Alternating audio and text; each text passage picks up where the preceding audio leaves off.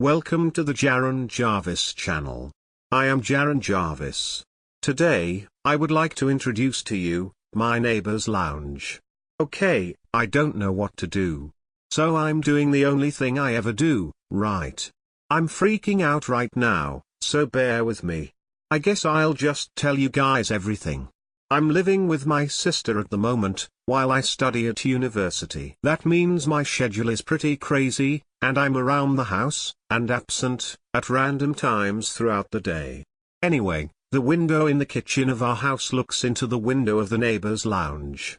Or, I assume it's the lounge, because whenever I look out the window, at any hour of the day, I see the back of my elderly neighbor's head. So I guess he's sitting on his couch all day, watching TV. And fair enough, I suppose. Anyway, there's always heaps of stories on the news about elderly people who die in their houses and no one ever knows about it. I know that this guy, I think his name is Lay, lives with his wife, who has Alzheimer's. So, he's the only one of sound mind in his home. Because of this, I've made it a habit of looking through his window to make sure he's sitting on the couch, and that nothing unusual has happened. This morning I got up and went into the kitchen. The curtains were open at Lay's house, but he wasn't in his seat. Which was weird, because his car was still up the drive and he wasn't outside. But whatever, old people still go to the toilet and shower and do whatever else. So I forgot about it, drank my coffee, got myself up and out of the house and went to uni. I forgot all about it. I got home tonight at about 9 p.m., and went into the kitchen to sort some food out for myself. The curtains were still open at Lay's place, but the lights were off. I was immediately suspicious, because of course this was out of the ordinary. I asked my sister if she'd seen anyone there, and she told me that she wouldn't know. She doesn't make a habit out of looking into elderly people's homes. Fair enough. I decided that I'd leave it, and if nothing had changed by tomorrow, I'd go over and knock on the door. Cuter now.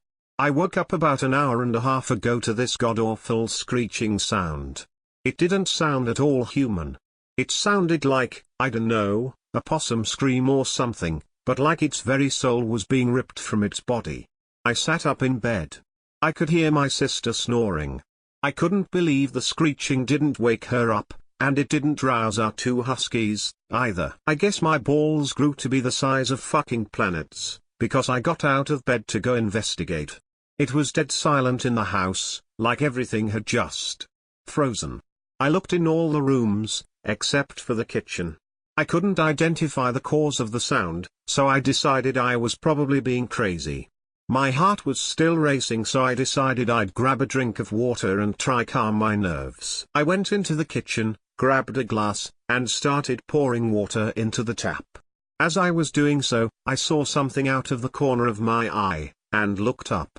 I guess I should mention that I hadn't turned any lights on at any point throughout my search, so I was standing in the kitchen with the lights off. My eyes were well adjusted to the dark, so it's not like I was seeing things or anything, or maybe I was. I looked up at the neighbor's house. The curtains were still open and the lights were still off. I would have turned away, but then a shape made its way across that lounge window.